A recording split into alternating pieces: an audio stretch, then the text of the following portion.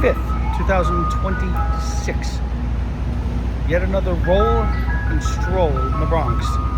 This time we're going from Pelham Parkway north and the White Plains Road. We're going to go up to Allerton Avenue. And Olinville, because the store I'm going to used to be Zimmerman's a long time ago in the 70s and 80s, became other stores, and is now, from what I understand, bagels and more, or something like that. So I'm curious to see what that's all about. That way. So, taking a little tour.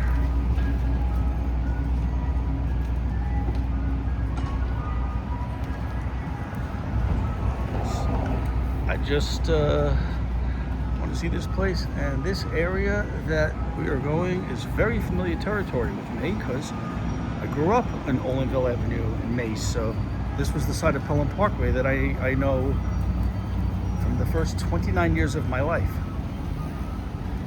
and now spending pretty much the same amount of time close to it on the south side.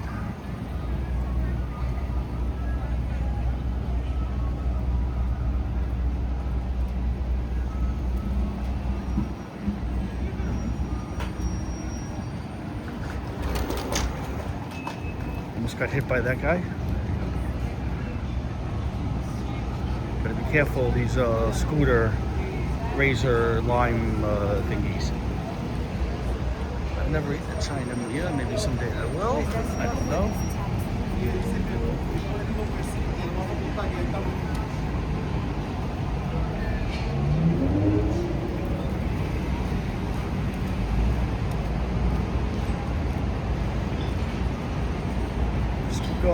Keep going north.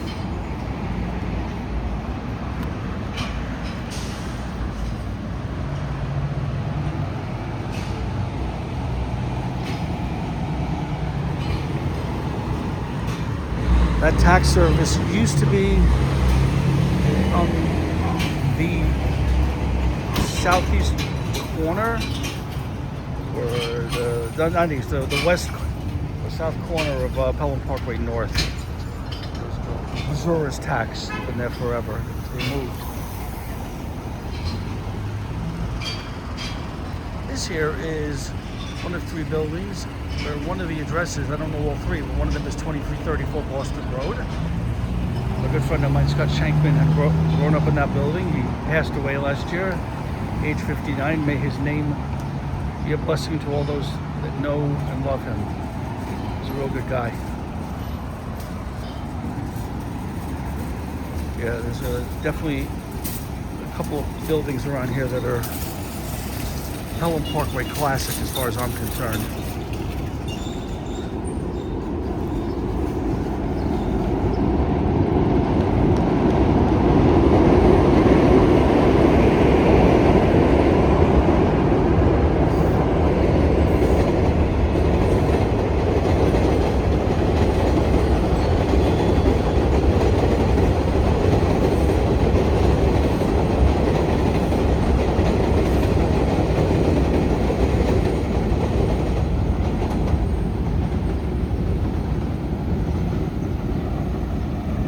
That, of course, is the 20-story building at 2300 Olinville Avenue that has the name of the Pearson. My piano teacher, of blessed memory, Roz Boulder, lived on the 6th floor of that building. And speaking of Roz, my mother's dearest friend, Roz Corman, and husband Mike Corman, and their 2 sons, Freddie and David Corman, lived also on the 6th floor. Used to visit them all the time. Great people from back in the day. Shout out to the Corman family, and my good friend Jeff Goldberg, I think, lived there briefly. At least have to go check on that, because I know they definitely lived there for some time. We're gonna go that way.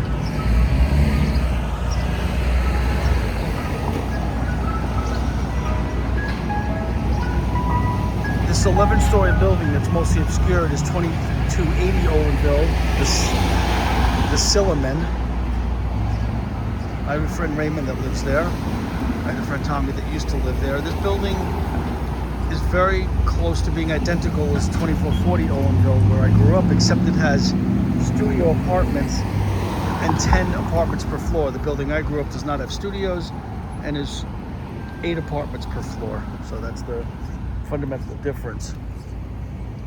You might be able to see my building, I'm sure, which is a block north of here. This is between Thwaites and Waring. The block I grew up on was between Waring and Mace Avenues.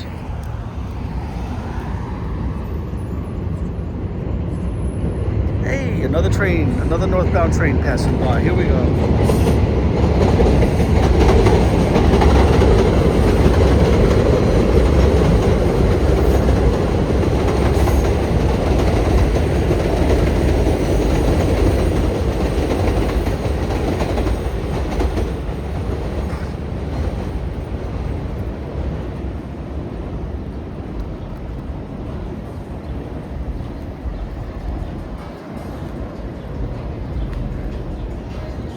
Yeah, go over there on the main sidewalk. This configuration street, this is like in the last 20 or something years. This wasn't always like this. Definitely, they redid this area. Off in the distance, that brown ugly building is 2440 Boston Road, Rain, R-A-I-N. Place I delivered newspapers to when I was about 13 or 14, my first job. This is a better shot of the 2280 building, silly man. And over here we got some. These red, grayish buildings went up like in the last, I think, 3, 4, 5 years. And kind of, just sort of grafted themselves on the block of 2280 and 2300 Owenville. I'm so sure they got away with this, but apparently, looks like, yeah, it's residential. I see people's curtains.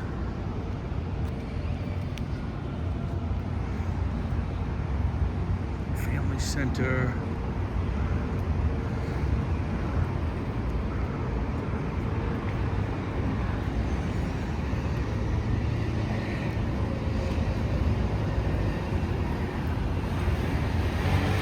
Car wash. There you go, a much better view of 2300 Owenville.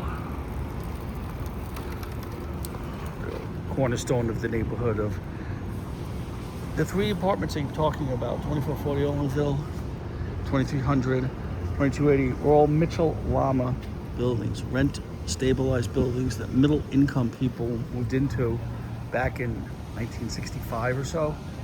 The Boston Ward buildings over there were under the same program.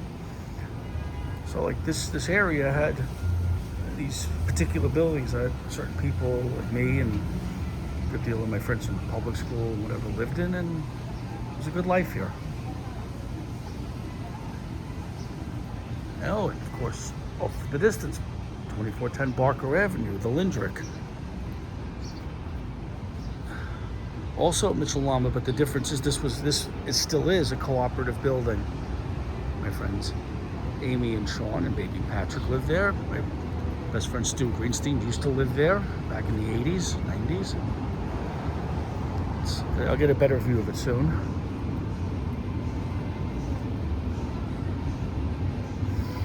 I'm going to ask you to go up Owenville.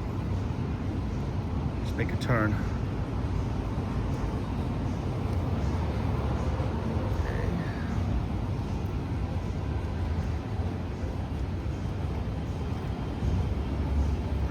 In spite of the many demographic changes around here, I still think this is a good neighborhood. It still has enough infrastructure and decent housing and transportation and all the, to make it. Oh, there's 2440 off in the distance. We'll get a better look of it soon. Go this way, please. Or just you go. You're already committed to here, yeah. This is now a roll and stroll down Waring Avenue between White Plains Road and Owenville.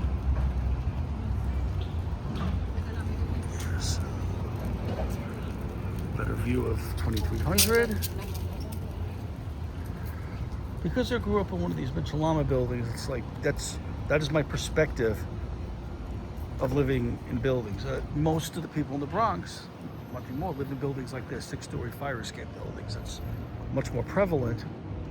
Oh, but there were those of us that lived in buildings like the one in the distance here. You can see Mitchell the Lindrick, LANDR-RIC.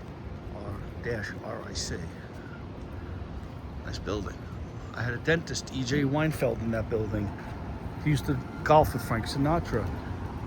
Here it is, PS 96, where I went to public school from 1971 to 1978. It's still here. My godson Patrick goes here. Missing pudding cat. All right, go up here, please. It's a good school, got a good education there. Good teachers. It may be very different today, but wearing a different direction. Okay, this is a stroll down Olinville Avenue from Waring. We're gonna pass Mace, and then we're gonna get to Allerton Avenue. This is where I grew up. Those rocks we used to play on, see the nice paintings all over them? We used to play on those. Like the original rock climbing for the kids that lived here.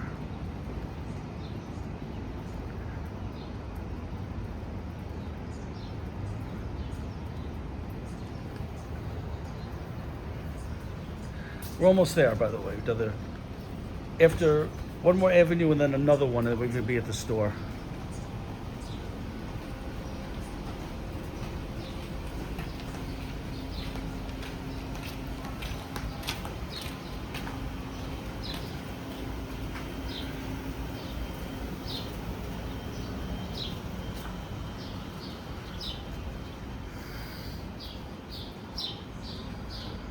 We are coming up to my childhood residence that I lived in for 29 years.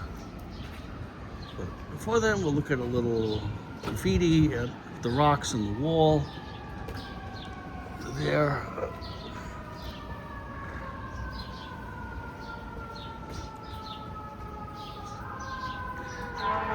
Here's the parking lot. Well, the one parking lot of Olinville, 2440 Olinville. That's a nice full frontal view of 2410 Boston Road. Look how weird that building is. But from what I understand, it was called brutal architecture. That's the term for that. The trees are obscuring. My apartment is all the way in the upper right-hand corner that I used to live in.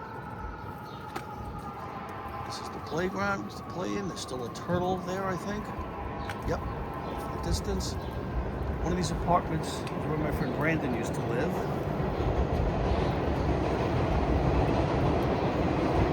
There's the train passing by.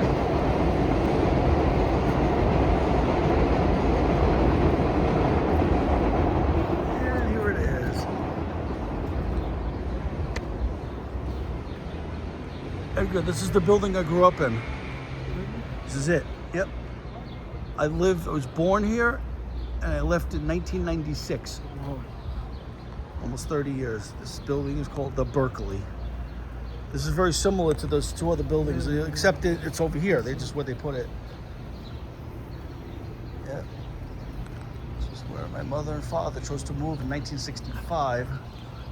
When they had my older brother Richard, and then decided, hey, this was good enough, and here's the building across the street. Decided this was good enough. I guess at the time it was. All right, one more, Allerton Avenue coming up.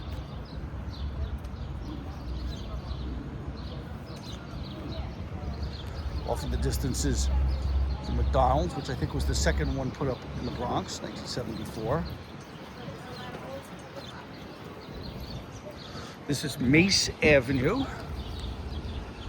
Off in the distance, that one's 2 blocks over, is Bronx Park East. We're gonna have to go over here. Men working.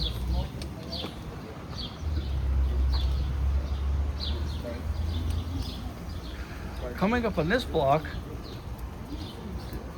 is yet another Mitchell-Lama building, but not part of the trifecta of the three south of here. Oh, 2505, my babysitter, Reese, used to live here. We're coming up to 2550 Olinville, which might still be called Allerton Arms, which is another good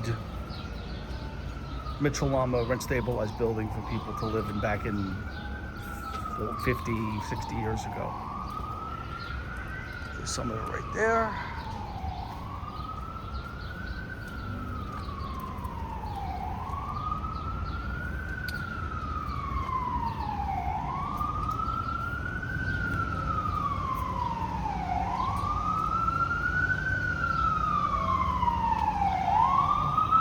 I have a lady friend who's married. She's in her 60s, and she lives, I think, in that building. Not this one, but the one over there, right across from Allerville. This is Allerton Arms. It's 18 stories, and back in the day, you were able to have closed-circuit TV to look to see who was in the lobby. That was actually pretty cool back then. My aunt and uncle used to live here. And they moved out in 1977, and I don't blame them. Definitely. Hey, how you doing, kids? I used to have a terrace. These kids have a terrace. They have a place to play. They get to go outside in the urban area. Oh, this is, yeah, Allerton Arms.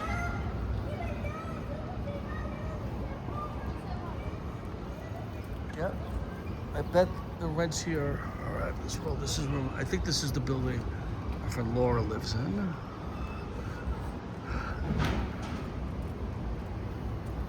Allerton Arms. I'm willing to bet that a one-bedroom here. It's for sale. So they're co-ops. I'm gonna guess at least $200,000-$300,000. I guess I'll find out. I'll make a call and say, hey, I'm interested in living in a building that I grew up in many years ago that is probably more expensive than it should be. And they'll say, yeah, the rent here is like, if it was rent, it would probably be $1,800 for a bedroom, especially with a balcony, and $200,000-$300,000 if you wanted to buy in. And I would just say, no, I will not do that. We are coming very close to Allerton Avenue.